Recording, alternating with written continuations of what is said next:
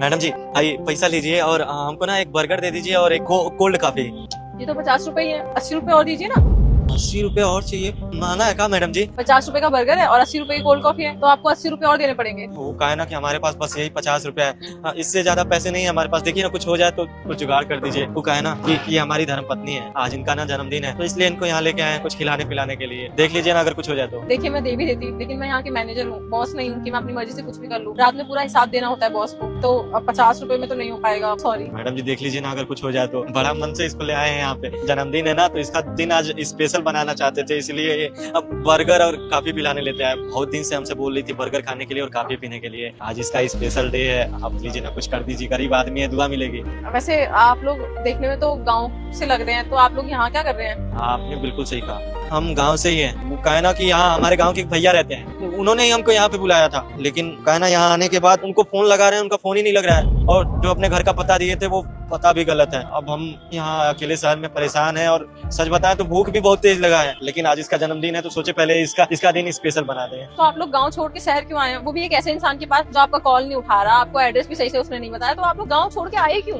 Madam जी ये जो गरीबी है ना बहुत बेकार चीज है। यहाँ हमको हमारी गरीबी लेके आई है। मौसम देख रही है ना, पिछले 2-3 महीना से ऐसा मौसम हो रहा है, कभी बरसात हो रहा है तो कभी धूप हो रहा है, कभी आंधी आ रही है। इस बरसात और आंधी के चक्कर में गांव का फसल बर्बाद हो गया है। आने वाले समय के लिए खाने पीने को कुछ नहीं है हमारे पास। यही सब सोच समझ करके हम दोनों ने ये सोचा कि हम शहर चलते हैं, यहाँ के नौकरी करेंगे, और गांव में माई और बाबूजी हैं, बच्चों का ख्याल रखने के लिए। हम यहाँ पैसा कमाएंगे और अपने घर का ख्याल रखेंगे, इसलिए वो भैया बुलाते हैं यहाँ नौकरी दिलवाने के लिए।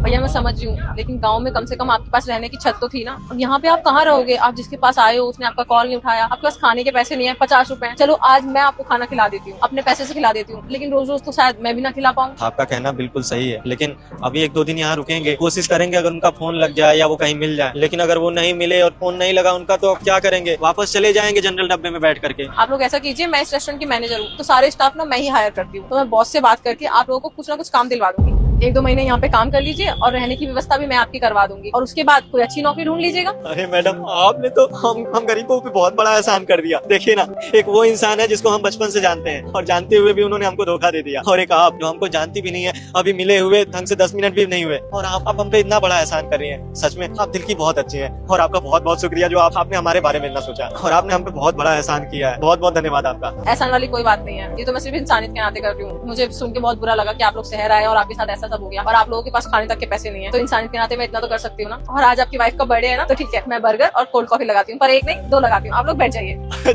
जी मैडम जी।